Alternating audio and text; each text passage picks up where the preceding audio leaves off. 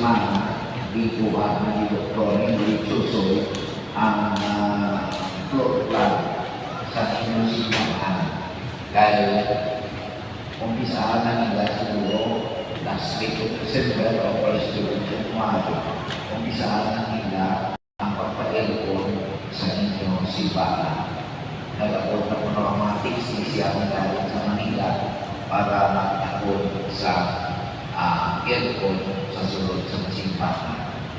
Sige ko galing laban-laban ni pag-apod siya kita na simbahan pahiyo sa Santo Niño sa Isang Delgado at Santa Maria Rubio.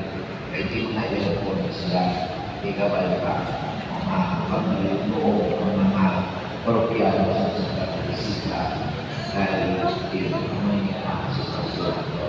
Dahil sa liwa, happy Pista, tubo na nagasimulan kita sa Pisan ng Cristo.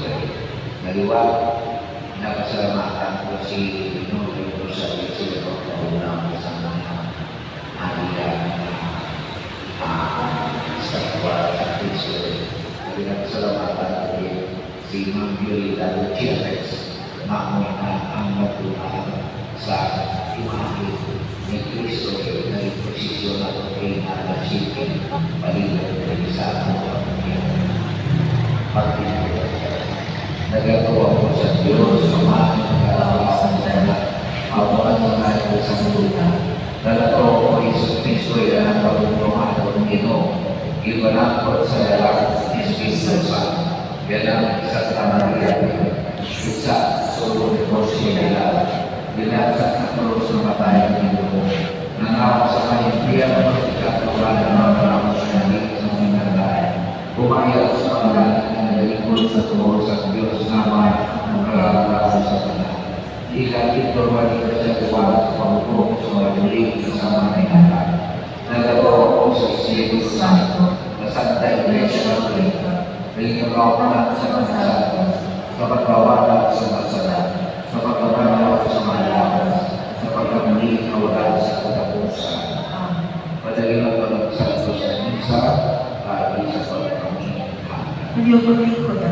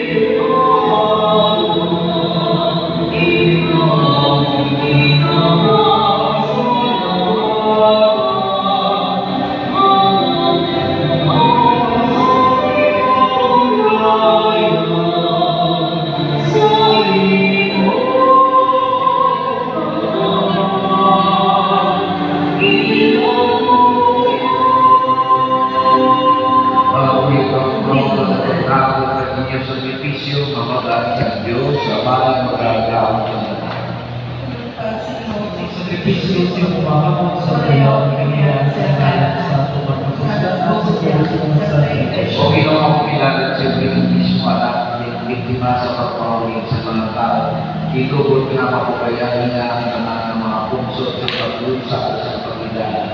Dinabangan ng hindi sa ino, kay Kristo ang Ginoo. Amen.